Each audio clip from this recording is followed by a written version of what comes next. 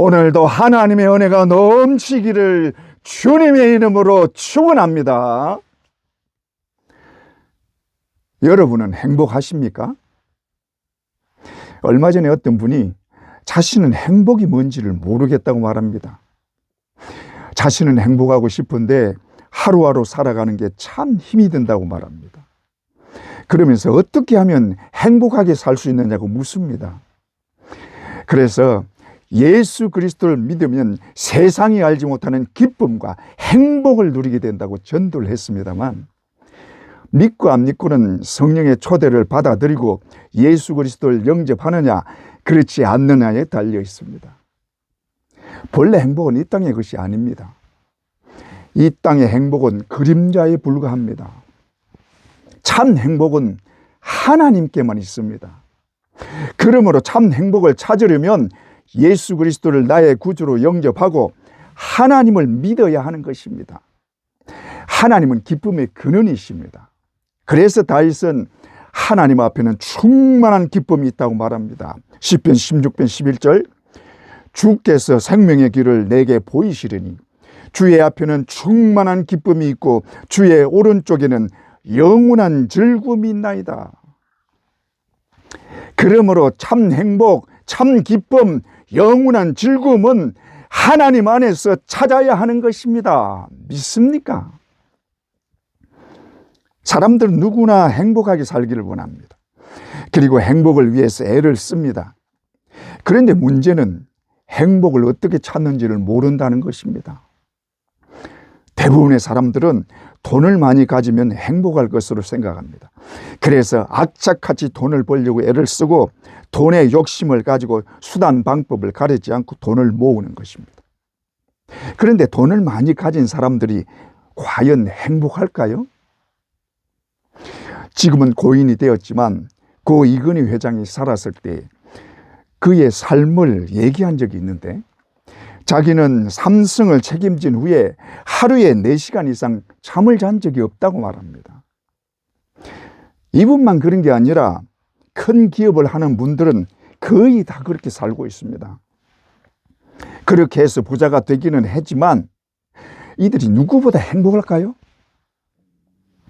또 어떤 사람은 권력을 가지고 다른 사람들을 지배하는 자리에 있으면 행복할 것으로 생각하고 권력을 차지하려고 수단 방법을 가리지 않습니다. 그래서 비열한 짓도 스스럼 없이 하고 필요하면 폭력도 행사하고 살인도 저지르는 몹쓸 사람이 되는 것입니다. 이런 자들에게 권력은 휘두르고 군림하는 자리이지 절대로 봉사하기 위한 자리가 아닌 것입니다.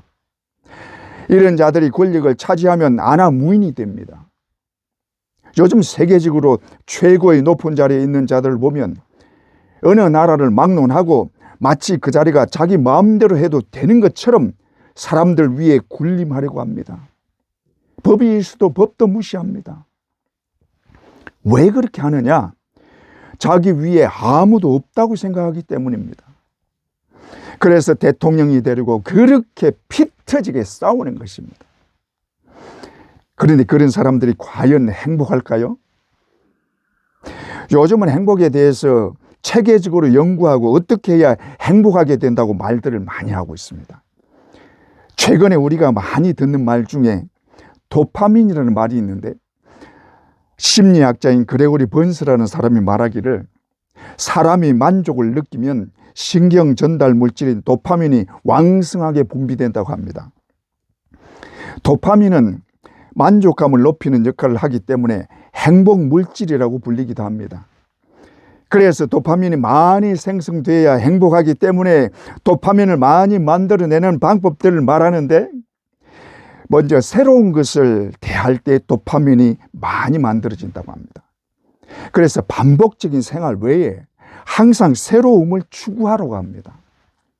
다음으로 매사에 감동하려고 합니다. 떠오르는 태양을 보고도 감동하고 새소리에도 감동하고 매사에 감사하고 감동하려고 합니다. 다음으로 운동을 하려고 합니다. 달리기를 할 때 가장 많이 나오는 호르몬이 도파민이라고 합니다.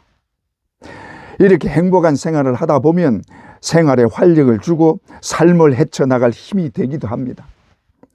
이렇게 사람들은 행복해 보려고 안간힘을 쓰고 있습니다.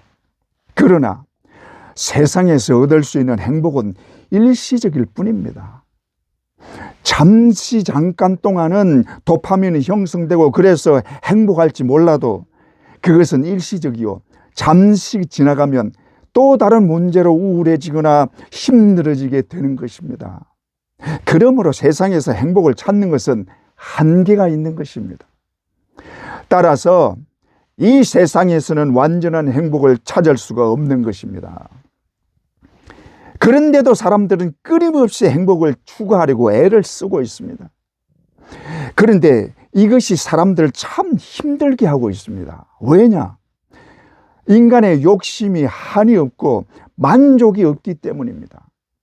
인간은 그 욕심이 끝이 없습니다. 그래서 그 욕심을 채우기가 너무나 힘든 것입니다. 이 세상은 본래가 힘든 곳입니다.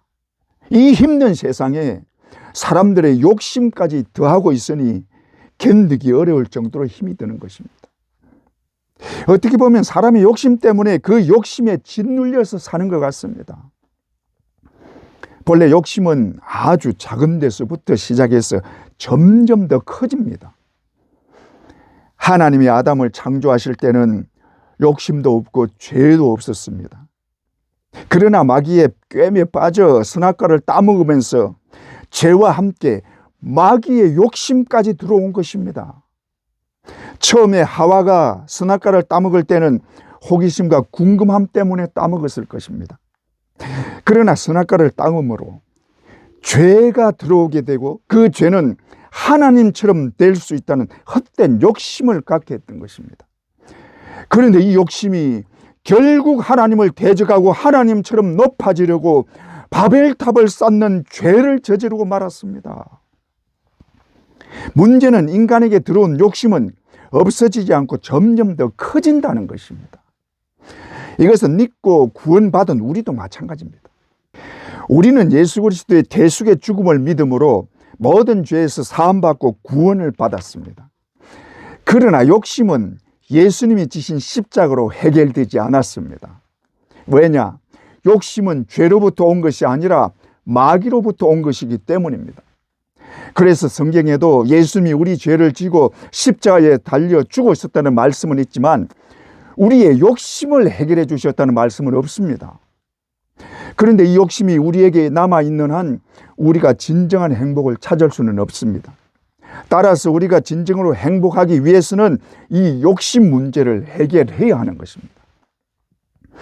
그래서 바울은 이 욕심을 어떻게 해결하라고 하느냐 하면 예수 그리스도가 십자가에 못 박힐 때 너희도 함께 못 박혔고 따라서 그 욕심도 함께 못 박은 것을 믿으라는 것입니다. 갈라디아서 2장 20절 내가 그리스도와 함께 십자가에 못 박혔나니 그런즉 이제 내가 사는 것이 아니요 오직 내 안에 그리스도께서 사시는 것이라. 갈라디아서 5장 24절 그리스도 예수의 사람들은 육체와 함께 그 정욕과 욕심을 십자가에 못 박았느니라.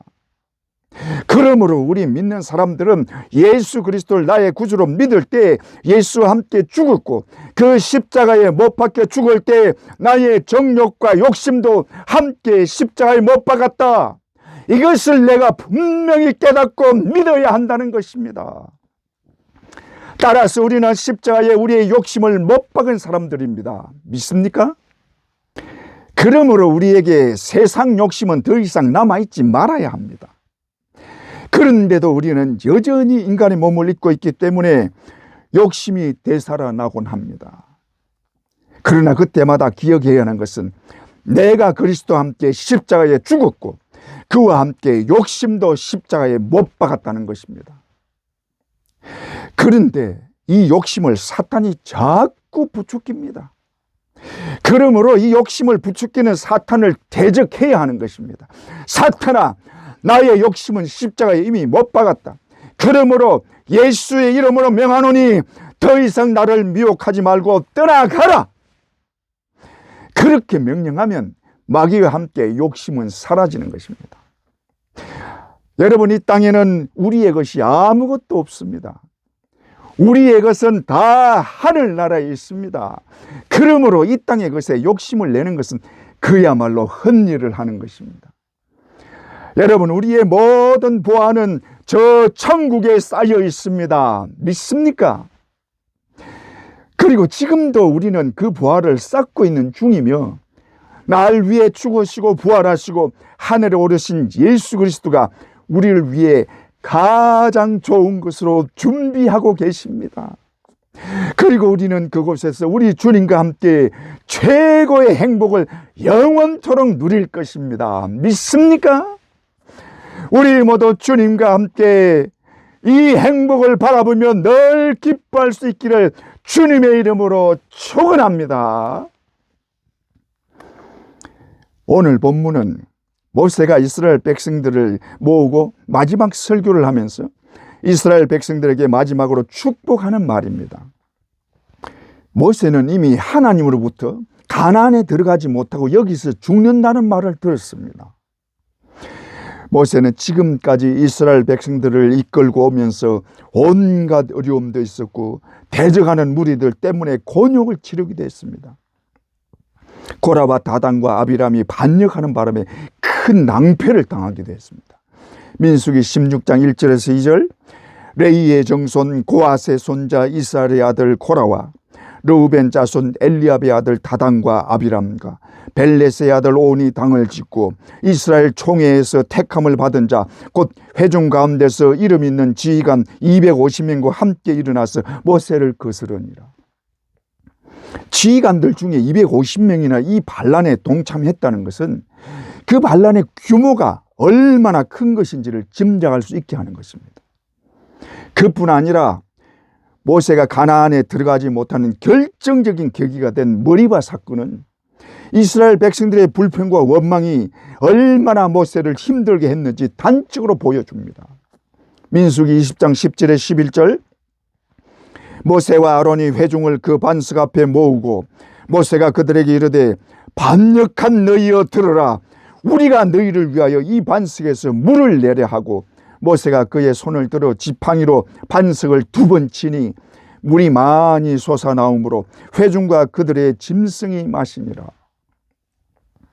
모세는 온유한 사람입니다.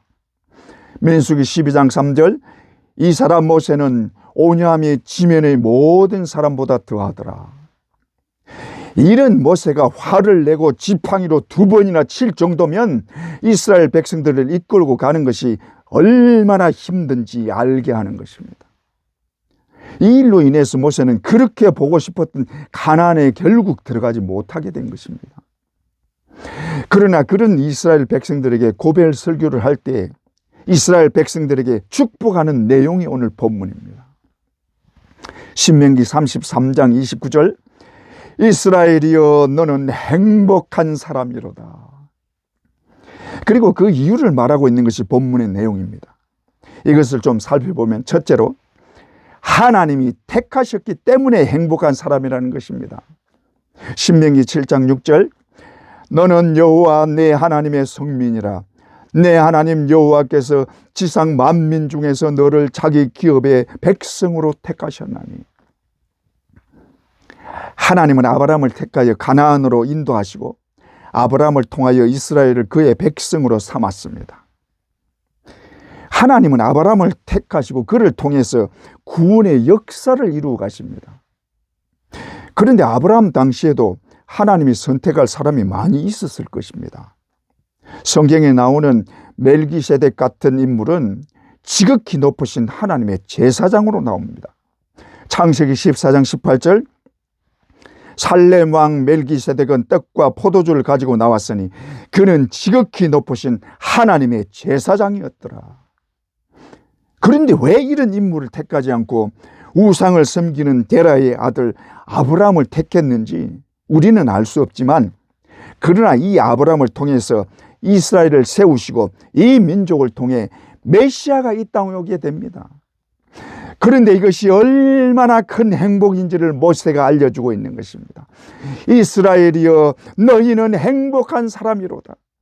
여호와께서 지상 만민 중에서 너를 자기 백성으로 택하셨나니. 모세는 하나님을 누구보다 가까이에서 만나고 섬긴 자였습니다. 그러니 누구보다 하나님을 잘 아는 사람입니다. 모세는 창세기를 직접 기록한 저자입니다. 그 창세기에 기록하는 하나님은 창조주요 전능하신 분이십니다. 우리는 하나님을 믿지만 하나님에 대해서 제대로 알지 못합니다. 하나님은 영원히 스스로 계신 분이십니다. 그런데 우리는 시간의 지배를 받고 공간의 지배를 받는 유한한 세상에 사는 유한한 존재들입니다. 그런 자들이 영원하시며 스스로 계신 하나님을 어떻게 알겠어요? 우리는 하루 앞도 모릅니다. 그런 자들이 영원한 과거부터 영원한 미래까지 다 알고 계시는 하나님을 어떻게 알겠습니까? 그럼에도 사람들은 그 유한한 인간의 능력으로 전능하신 하나님을 마음대로 판단하고 모독하고 대적하고 있으니 얼마나 어처구니 없는 일입니까? 여러분, 하나님은 우리가 상상하는 것보다 훨씬 크고 높으신 분이요, 우리가 상상조차 할 수 없이 전능하신 분이십니다. 믿습니까? 요즘 사람들은 우주를 연구하고 우주에 나가서 살 생각을 하고 계획을 세우기까지 합니다. 그러나 정작 우주의 크기가 얼마나 큰지, 어디가 우주의 끝인지도 모르고 은하계가 몇 개나 되는지 아직 모르고 있습니다. 그뿐입니까? 미확인 비행물체가 여기저기 나타난다고 야단이지만 아직 그 실체조차도 모르고 있습니다. 그러면서 마치 인간이 우주를 다 차지할 것처럼 하고 있으니 얼마나 어리석은 것입니까? 그러나 이 모든 만물과 우주와 인간을 하나님이 창조하셨고 지금도 운행하시고 인간의 생사 화복을 주관하고 계십니다. 만약에 하나님이 우주를 향하여 움직임을 멈추라고 하면 온 우주는 즉시 움직임을 멈출 것입니다. 이사야 48장 13절, 과연 내 손이 땅의 기초를 정하였고 내 오른손이 하늘을 폈나니 내가 그들을 부르면 그것들이 일제히 서느니라. 따라서 하나님이 부르면 하늘의 태양으로부터 모든 별들이 일제히 그 움직임을 멈추고 서게 된다는 말입니다. 그러므로 하나님의 말씀 한마디면 이 세상과 우주 만물이 멈추고 끝나게 되는 것입니다. 따라서 우리 인생들은 하나님에 비하면 그야말로 안개요, 바람 앞에 등불과 같은 존재인 것입니다. 야고보서 4장 14절, 내일 일을 너희가 알지 못하는도다. 너희 생명이 무엇이냐? 너희는 잠깐 보이다가 없어지는 안개니라. 하나님이 있기만 부르도 사라져버리는 안개와 같은 존재가 우리 인간입니다. 그런데 그런 크신 하나님이 너희를 택하여 그의 백성 삼아 주셨으니 너희는 참으로 행복한 사람들이다 하고 모세가 말하는 것입니다.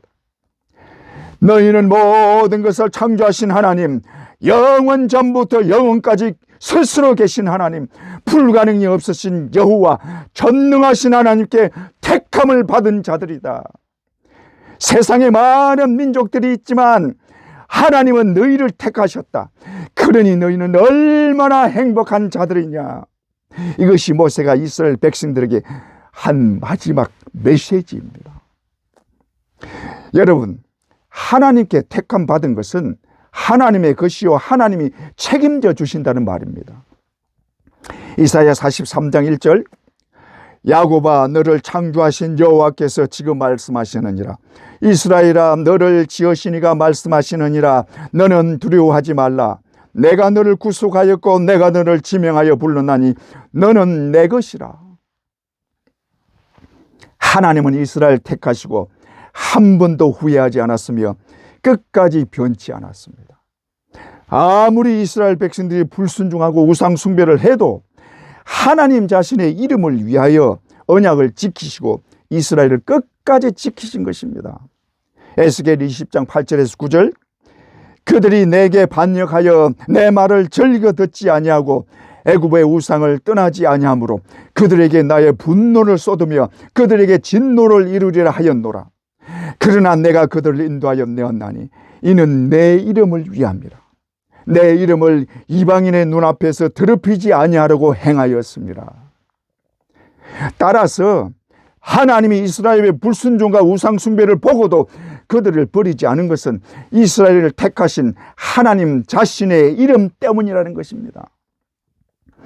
하나님은 언약의 하나님이요, 한 번 택한 것은 후회하지 않으시는 분이십니다. 그래서 그가 택한 이스라엘을 절대로 버리지 않은 것입니다. 그러므로 하나님은 그가 택한 자들을 절대로 버리지 않고 끝까지 책임지십니다. 그 하나님이 우리를 택하셨습니다. 이 세상에는 많은 사람들이 살고 있습니다. 그러나 그 많은 사람들 중에 우리를 택하여 주셨고, 우리를 불러주셔서 예수를 나의 구주로 믿게 하시고 구원의 은혜를 주셨습니다. 하나님이 택하신 자가 다른 사람들이 아니라 바로 나를 지명하여 나를 택하여 주셨습니다. 할렐루야. 그러니 얼마나 복받은 것입니까? 우리는 천지 만물의 주인이신 하나님께 택함 받은 자들입니다. 세상에 이보다 더 행복한 일이 어디에 있습니까? 여러분, 우리는 참으로 행복한 사람들입니다. 여러분 믿습니까? 우리 모두 우리를 택하여 주신 하나님께 진심으로 감사와 찬송을 드리시기를 주님의 이름으로 축원합니다. 둘째로, 하나님의 구원을 얻은 자이기 때문입니다. 신명기 33장 29절, 이스라엘이여 너는 행복한 사람이로다. 여호와의 구원을 너같이 얻은 백성이 누구냐? 그는 너를 돕는 방패시오 내 영광의 칼이로다. 내 대적이 내게 복종하리니 내가 그들의 높은 곳을 밟으리로다. 성경은 하나님의 구원의 역사를 기록한 책입니다. 이 구원의 역사를 대표적으로 나타낸 것이 출애굽 사건입니다. 이스라엘 백성들이 애굽에서 그 수가 점점 많아지자 반란을 두려워한 바로와 애굽 사람들이 이스라엘 백성들에게 힘든 일과 고역으로 종살이를 시켰습니다. 그로 인해서 이스라엘 백성들이 하나님께 부르짖기 시작했습니다. 이 부르짖음을 들으시고 하나님이 모세를 애굽으로 보내 이스라엘 백성들을 이끌어 나오게 하시고 가나안으로 가게 하십니다. 그러나 바로의 마음이 강팍하여 이스라엘이 나가는 것을 허락하지 않자 모세를 통해서 애굽에 10가지 재앙을 내리시면서 이스라엘을 구하여 내십니다. 그리고 광야를 통과하게 하신 후에 가나안까지 가게 하시는데 이것이 하나님의 구원을 보여주는 것입니다. 이 출애굽 사건이 우리가 구원받는 것을 그대로 나타내 보여주고 있는 것입니다. 그런데 하나님이 10가지 재앙을 내리신 것은 2가지 큰 의미가 있는데, 이 세상 주관자가 하나님이신 것을 알게 하는 것과 그것을 본 택한 백성인 이스라엘이 하나님을 믿게 하는 것입니다. 하나님이 이스라엘 백성들을 데리고 애굽을 나오는 데는 굳이 10가지 재앙이 필요 없습니다. 애굽 사람들이 꼼짝 못하게 하거나 보지 못하게 하고 나오게 할 수도 있습니다. 그러나 10가지 재앙을 차례대로 내리시면서 이스라엘 백성들이 하나님을 알고 하나님을 믿게 하셨습니다. 하나님이 행하시는 구원은 강제로 행하는 것이 아니라 스스로 믿고 그 믿음으로 나오도록 믿음으로 인도하시는 것입니다. 그런데 하나님은 이스라엘 백성들을 가나안으로 인도하실 때 이스라엘 백성들이 전혀 예측하지 못한 길로 인도하셨습니다. 애굽에서 나와서 홍해 바다 쪽으로 가는 길은 본래는 없는 길입니다. 그러므로 이 길로 가는 것은 생각조차 하지 않는 길입니다. 그런데 그 길로 가자 바로와 애굽 군대가 즉시 추격해 옵니다. 왜냐하면 이스라엘 백성들이 막다른 길에 들어섰다고 생각하기 때문입니다. 그러나 하나님은 그 없는 길로 인도하시고 홍해 바다를 갈라서 없는 길을 만드시고 하나님이 어떤 분임을 나타내셨고 이스라엘 백성들을 핍박하고 괴롭혔던 애국 군대를 홍해 바다에 다 수장시킴으로 그들의 원수를 갚아주신 것입니다. 여러분, 하나님은 없는 길을 만드시는 분이시요 불가능을 가능하게 하시는 분이십니다. 믿습니까? 그 그리고 그것을 광야 40년 동안 이스라엘 백성들에게 계속 보여주셨습니다. 하나님은 양식이 없는 이스라엘 백성들에게 하늘로부터 만나를 매일 내려주셨습니다. 이들이 가나안으로 갈 때 가장 중요한 것이 양식이었습니다. 왜냐하면 그들이 가지고 온 양식은 얼마 되지 않았기 때문입니다. 그런데 하늘로부터 만나를 내려서 그들의 양식을 완벽하게 해결해 주셨습니다. 이것만 해도 이스라엘 백성들은 무조건 하나님만 믿고 하나님만 의지하고 그 말씀을 절대적으로 순종해야 하는 것입니다. 그뿐입니까? 물이 없을 때는 바위에서 물이 솟아나게 하시고 그들이 마시기에 부족하지 않게 하셨습니다. 하나님은 이스라엘 백성들에게 온갖 능력을 보여주시면서 하나님을 믿게 하셨습니다. 그 하나님이 우리에게도 똑같이 하셨고 그보다 더 엄청난 일을 보여주셨습니다. 하나님은 예수 그리스도를 이 땅에 보내주셔서 불가능한 우리의 구원을 이루어 주셨습니다. 더욱이 예수님은 자신의 몸을 우리에게 주셔서 영원히 줄이지 않는 하늘 양식이 되어주셨고 자신의 보혈을 우리에게 흘려주셔서 영원히 목마르지 않게 하셨습니다. 믿습니까? 예수님은 자신을 생명의 떡이라고 말씀하십니다. 요한복음 6장 51절 나는 하늘에서 내려온 살아있는 떡이니 사람이 이 떡을 먹으면 영생하리라. 내가 줄 떡은 곧 세상의 생명을 위한 내 살이니라 하시니라. 뿐만 아니라 자신의 보혈을 흘려 우리 영이 소생하게 하셨습니다. 이스라엘 백성들이 머리바에 도착했을 때 물이 없어서 목이 말라 죽을 지경이었습니다. 그때 하나님이 모세에게 그곳에 반석을 지팡이로 치게 하시고 그 반석에서 물이 솟아나게 하셨습니다. 그런데 신약에 와서는 이 반석이 예수 그리스도라고 말합니다. 고린도전서 10장 3절에서 4절 다 같은 신령한 음식을 먹으며 다 같은 신령한 음료를 마셨으니 이는 그들을 따르는 신령한 반석으로부터 마셨음에 그 반석은 곧 그리스도시라. 따라서 반석에서 물이 나서 마신 것은 예수 그리스도로부터 온 신령한 음료라는 것입니다. 그리고 예수님도 자신의 피가 참된 음료라고 말씀합니다. 요한복음 6장 55절 내 피는 참된 음료로다. 그러므로 우리는 예수 그리스도로부터 신령한 음료를 마신 자들입니다. 우리는 예수 그리스도의 보혈로 신령한 음료를 마시고 영원히 목마르지 않게 되었고 그의 몸으로 주신 신령한 양식을 먹고 영원히 줄이지 않는 영원한 생명을 얻은 자들입니다. 믿습니까? 그런데 하나님께서 이스라엘 백성들에게 물과 만나만 주신 것이 아니라 광야 생활 중에 전혀 어려움이 없게 하셨습니다. 그 광야를 돌아다닐 때 발이 부르트지 않게 하셨고 옷이 헤어지지도 않게 하셨습니다. 뿐만 아니라 낮에는 구름 기둥으로 햇볕을 막아주고 밤에는 불 기둥으로 불을 밝혀주고 춥지 않게 하셨습니다. 출애굽기 13장 21절에 22절 여호와께서 그들 앞에서 가시며 낮에는 구름 기둥으로 그들의 길을 인도하시고 밤에는 불 기둥으로 그들에게 비추사 밤이나 낮이나 진행하게 하시니 낮에는 구름 기둥 밤에는 불 기둥이 백성 앞에서 떠나지 아니하니라. 그런데도 이스라엘 백성들은 하나님께 감사하지 않았고 그 말씀대로 순종하지도 않았습니다. 그럼에도 하나님은 이 이스라엘 백성들을 끝까지 책임져 주셨고 그들을 위해서 싸워 주셨고 그들이 가는 길에 누구도 방해하지 못하게 막아 주셨습니다. 그리고 기어코 가나안으로 인도하셨습니다. 그래서 모세는 그 하나님의 구원을 받은 너희는 참으로 행복한 사람이라고 한 것입니다. 이스라엘이여 너는 행복한 사람이로다. 여호와의 구원을 너같이 얻은 백성이 누구냐? 그런데 우리는 흔히 가나안을 천국에 비유합니다. 그래서 찬송가에 우리가 요단강을 건너 천국에 들어간다고 말한 것입니다. 243장에 저 요단강 건너편에 화려하게 배는지 저 요단강 건너편에 화려하게 베는 집, 나를 위해 예비하신 집일세. 할렐루야. 요단강 건너편에 천국이 있고 우리는 이스라엘 백성들처럼 이 요단강을 건너 천국에 다 들어가게 될 것입니다. 믿습니까?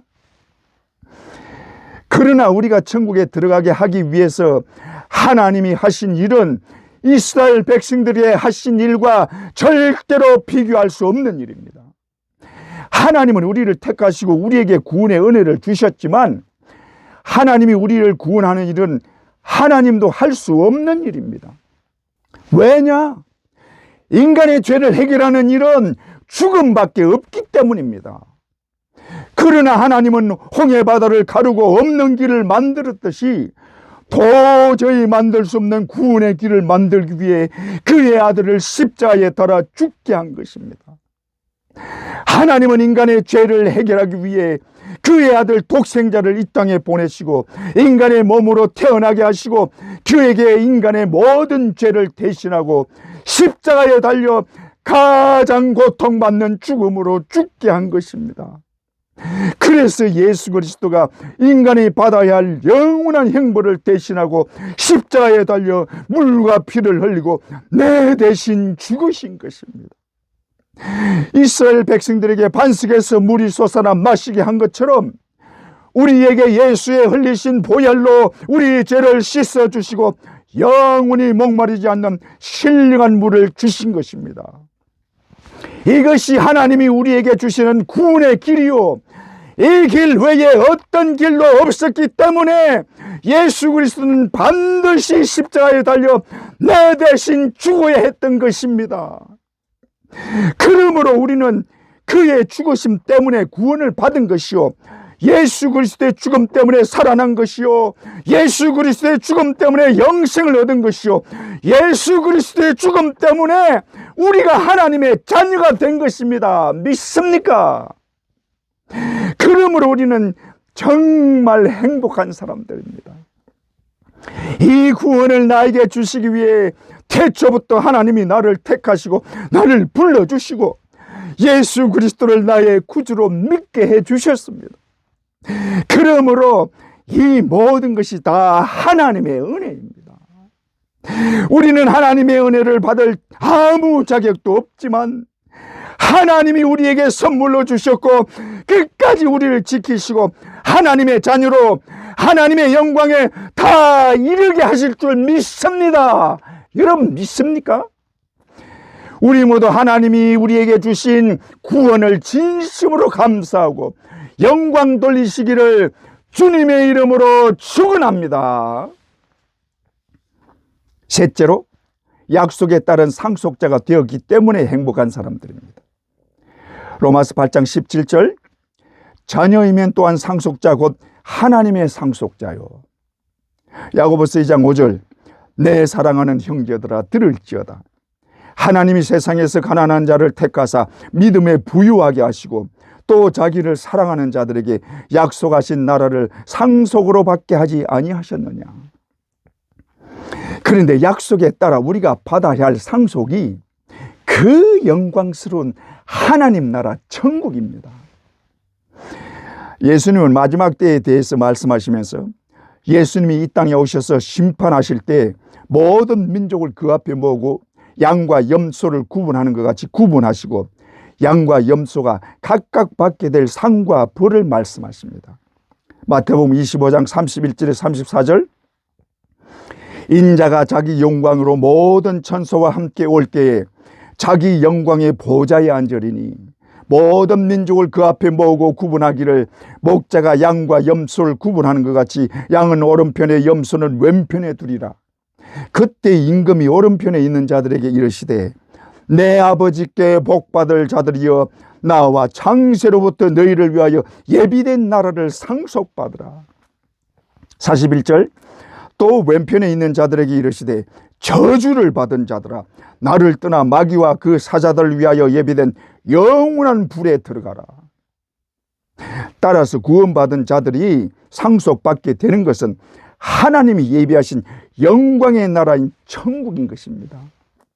내 아버지께 복받을 자들이여 창세로부터 너희를 위하여 예비된 나라를 상속받으라. 그러나 왼편에 있는 염소들인 믿지 않는 자들은 영원한 불에 들어가서 영원한 저주를 받게 된다고 말씀하십니다. 저주를 받은 자들아, 마귀와 그 사자들을 위하여 예비된 영원한 불에 들어가라.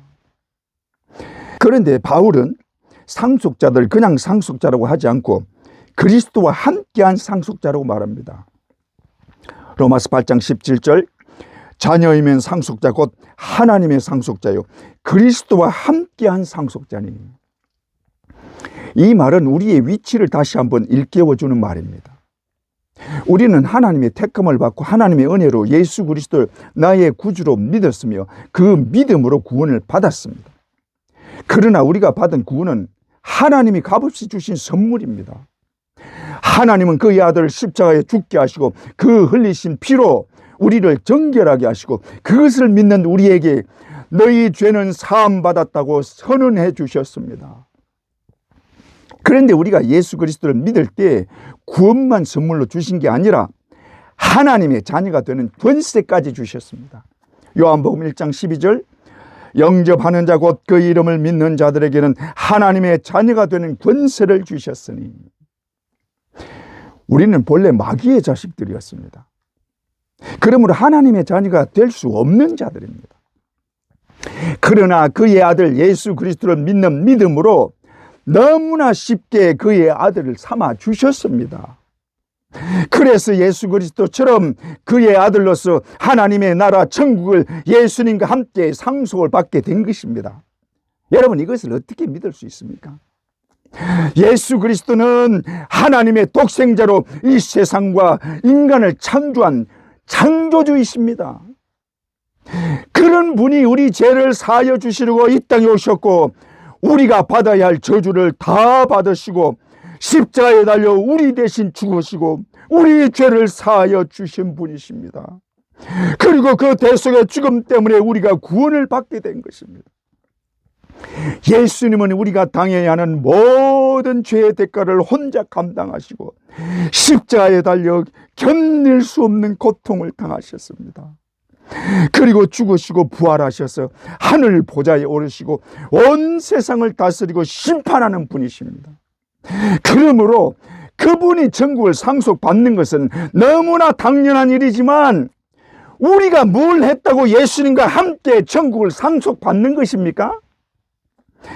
그러나 이것이 예수 그리스도를 믿는 자들에게 하시는 약속의 말씀입니다. 마태복음 25장 34절, 내 아버지께 복받은 자들이여 창세로부터 너희를 위하여 예비된 나라를 상속받으라. 그러므로 우리는 아무 공로 없고 한 일이 아무것도 없지만 오로지 하나님의 은혜와 예수 그리스도의 공로로 바울의 말처럼 예수 그리스도와 함께 천국을 상속받는 엄청난 복을 받게 된 것입니다. 그래서 예수 그리스도와 함께 천국을 상속받고 예수 그리스도와 함께 세세토록 왕노릇하게 될 것입니다. 계시록 22장 5절, 다시 밤이 없겠고 등불과 햇빛이 쓸데없으니 이는 주 하나님이 그들에게 빛이심이라. 그들이 세세토록 왕노릇하리로다. 그런데 그들이 누구냐? 계시록 21장 27절, 무엇이든지 속된 것이나 가증한 일 또는 거짓말하는 자는 결코 그리로 들어가지 못하되 오직 어린 양의 생명책에 기록된 자들만 들어가리라. 그러므로 예수 그리스도를 구주로 믿고 구원의 은혜를 받고 생명책에 기록된 모든 주의 자녀들이 우리 주 예수 그리스도와 함께 세세토록 왕노릇하게 될 것입니다. 믿습니까? 그런데 요즘은 천국이나 하나님의 영광에 대해서 그렇게 강조하지 않고 그곳에 갈 소망을 그렇게 크게 생각하지 않는 것을 봅니다. 이게 왜 그러냐? 세상에 너무 빠져서 세상만 보고 있기 때문입니다.